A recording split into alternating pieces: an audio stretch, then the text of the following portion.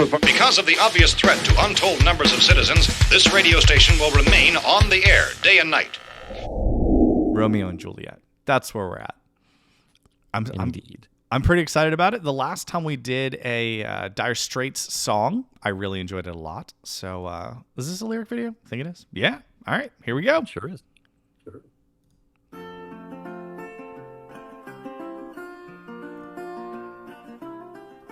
This is a very fun intro.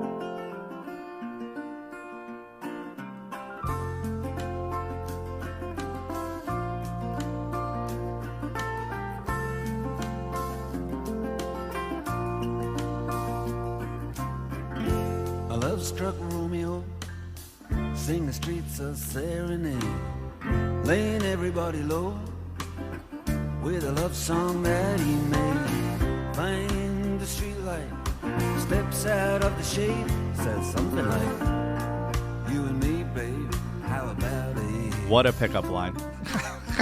Juliet says, "Hey, it's Romeo, you nearly gave me a heart attack." He's underneath the window, she's singing, "Eli, my boyfriend's back. You shouldn't come around here singing up at people like that. Anyway, what you gonna do about it?" Juliet, the dice was loaded from the start, and I bet then you exploded into my heart, and I forget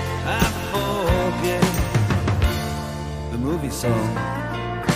When you're gonna realize it was just that the time was wrong, Juliet.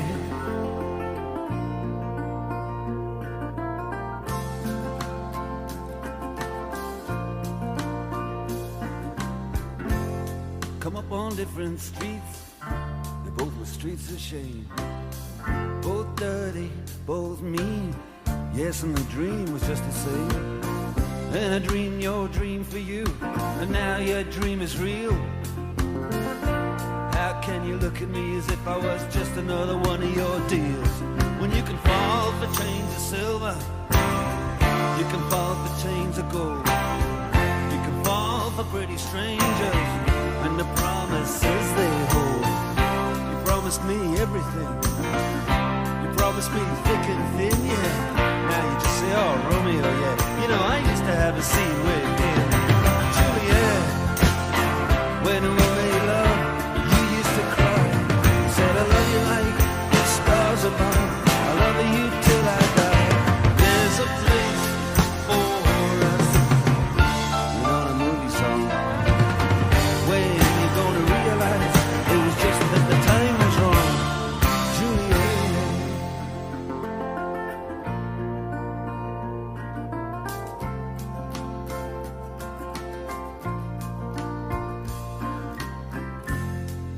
Can't do the talks like the talk on the TV, and I can't do a love song like the way it's meant to be. I can't do everything, but I'll do anything for you. I can't do anything except be in love with you. And all I do is miss you, and the way we used to be. All I do is keep the beat, bad company, and all I do is kiss you through the bars of a rhyme. Julie, I do the stars with you anytime. Juliet, when we made love, you used to cry. I said, "I love you like the stars above. I love you till I die. And there's a place for us." You know the movie song. When realize it was just that the time was wrong, Juliet.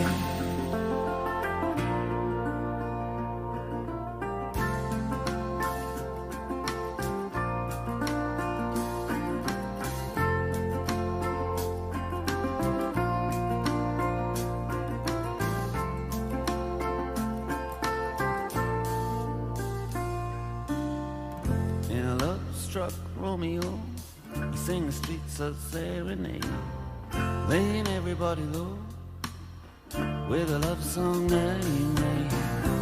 Find a convenient street light, steps out of the shade and says something like, you and me, babe, how about it?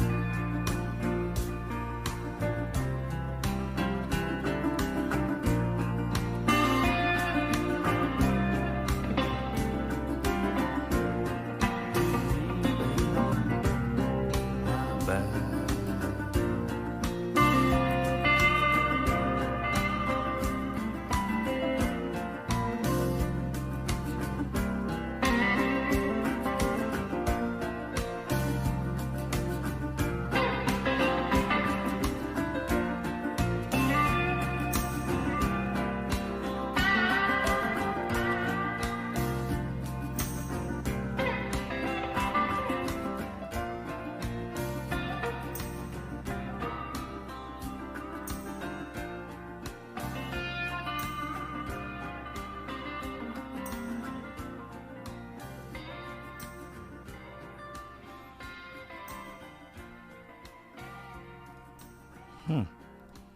I think that this song is absolutely prime for a rainy day playlist. That's what I have to say about that. That's a rainy day playlister. It's chill. The guitar work makes it very relaxing.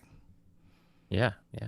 And I could see with some, nice subtle rain coming down on the window, a gray day, cup of hot tea in your hand. I could see that actually being just a really nice song to listen to.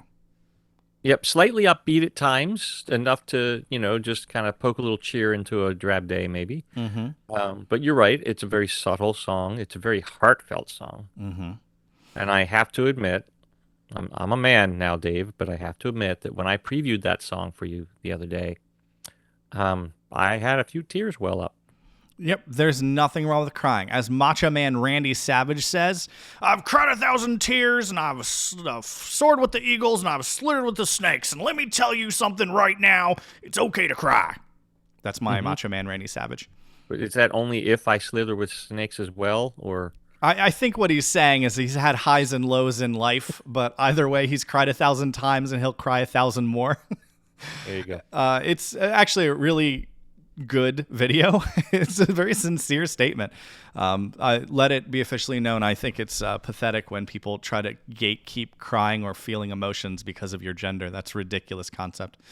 But either way, that song is good. It was relaxing. I definitely do see the Romeo and Juliet vibe. It's a little weird that she cried every time they, did stuff. But either way, I think the point of...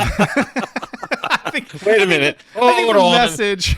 Hit the brakes. No, I think I understand the message they were trying to go for was that it was so beautiful and they were so in love that they felt lots of emotions under the stars. I guess they were always outside as well, which, good on them. They, either way, had a good time together, but then unfortunately life got in the way and then they couldn't quite be together as much as they used to be together. I think that's what the song's about overall. But it is a well-told story of two people who, when they were younger, they wanted to be together, and then life took them in separate directions. And sometimes it's hard to overcome the fact that you become different people. I think that a lot about many divorces, especially with people that get married so young. You become different people. I am not the same Dave that I was in college. I'm a very different person from that Dave. Yes, and it's are. not that I was a bad person then and I'm a bad person now. It's just I am different. I've grown, I've seen, I've experienced, and that's shaped who I am. And sometimes two people can experience the same thing but turn out very differently. I think siblings are a very good illustration of that. And there's nothing wrong with that. And it's sad. It is very sad that sometimes relationships don't work out like that. But at the end of the day, that's just life. Well said, Dave. Well said. Yeah, if you had married when you were in college, you'd have been divorced by now. Oh, 100%. I'm such a better person, honestly. And it's not that I was a terrible person then, but I was a kid. I was just young. I didn't know what I was doing. I'm a significantly better human being now, I think. I also think... Dave, sorry, go ahead. What do I always say makes for the best songs? You always say passion. Passion makes for the best songs. Passion makes for the best songs. Well, passion was involved with the song because it was a true story. It was a true story of Romeo and Juliet's not a true story. This is a true story of story him? Of Mark Knopfler and Oh. a failed romance with a performer known by the name Holly Vincent. Okay, never heard of her. Yeah, neither have I, and perhaps for good reason. Because I mean, it's not quite a John Lennon Yoko Ono situation, but there were people who were saying, "Mark, she's only with you to get her foot in the door. She's only with you to meet record executives or whatever." But when she felt that she no longer needed Mark, she kind of dropped him. Didn't work out well for her. From what I from how much I know of these two humans, I would say that it didn't work out for her. It worked out more so for him, we could say, than it did for her, for sure. I don't know what happened to her life, although I could probably do a little digging and find something out. But some of the lines in that song, he got, like, she did an interview where she says, what happened? Somebody was asking, what happened with you and Mark Knopfler? And she said, what happened was that I had a scene with Mark Knopfler, and it got to the point where he couldn't handle it, and we split up. So he uses her words, have a scene with in the lyrics to the song. Well, and that's interesting because, of course, I just took that line as it's a Romeo and Juliet. It's a play. Like, we had a scene together, and it sort of illustrates, like, the passing of time. Back in the day, we were in a place in our lives where that scene took place, where we were together and we worked and we jived as human beings. And then later on, as the play of my life progresses, then I no longer had scenes with you because our characters no longer had enough in common to appear together. And without knowing the true story behind it, that makes perfect sense. It's a perfect explanation. Yeah, man, it's always fun I like taking wild guesses and then learning all of these fun little stories behind the music. It makes it so much more fun for me. It's fun for me too. Like I've always told you, I love the music, and I very rarely listen to the lyrics. And this is another case where I had no idea about the song until I, looked it up and researched it and prepping to talk to you about it. And it's fun. This is really fun. So I love this really a lot because I'm already kind of a music savant, but now I'm like having more and more information added to these songs, so it's like hook another piece of data there, hook another one there. Now you'll be even more insufferable at the bar. Yay. Oh, it'll be horrible.